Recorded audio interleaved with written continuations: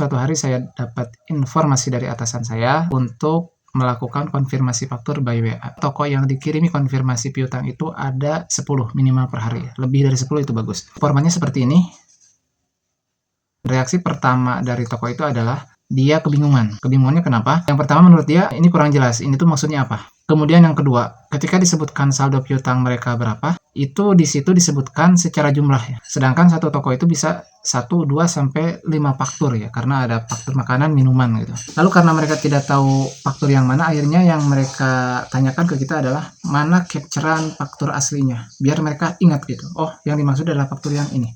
Kemudian setelah serangkaian pertanyaan atau komplainan dari customer tersebut, akhirnya saya mengembangkan format WA atau konfirmasi by WA-nya menjadi seperti ini.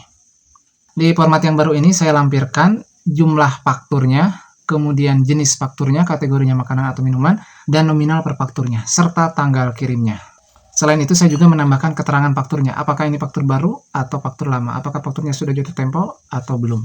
Kalau setiap hari minimal harus mengirim ke 10 toko ya konfirmasinya, maka harus ada minimal 300 toko yang dikirim. Sedangkan kalau yang dimaksud adalah toko-toko dengan piutang yang OD, itu hanya 4-10% dari piutang. Jadi misalkan ada 1000 piutang, nah yang bermasalah itu biasanya kurang dari 50 toko. Maka saya memutar otak di situ. Saya berpikir bahwasanya toko-toko yang memang bermasalah, justru ketika di WA itu mereka akan sulit dihubungi.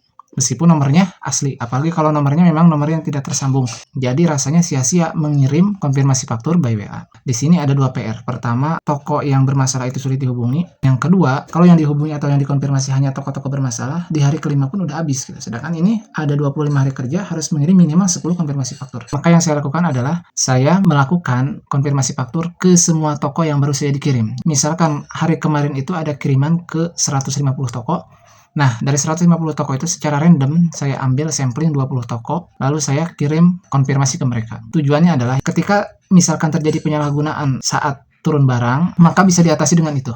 Alhamdulillah setelah saya menerapkan itu, toko menjadi lebih paham. Hampir gak ada yang minta lagi foto faktur, karena menurut mereka ya nggak perlu lagi foto faktur, karena yang ada di WA itu udah jelas. Jenis fakturnya, makanan atau minuman, tanggal kirimnya tanggal berapa, status fakturnya sudah jatuh tempo atau belum, dan nominalnya berapa, potongan returnnya berapa, itu sangat jelas. Jadi gak usah lihat faktur. Dan saya pun jadi gak ribet harus nyari-nyari faktur untuk difoto ke mereka. Ketika mereka ada yang merespon misalkan dengan emot jempol atau dengan kata iya atau betul, maka saya jawab mereka dengan memberikan doa-doa yang baik. Misalkan, oh terima kasih Bapak atas konfirmasinya, semoga Bapak Ibu diberi kesehatan, kelancaran, dan lain sebagainya, hingga mereka tersentuh.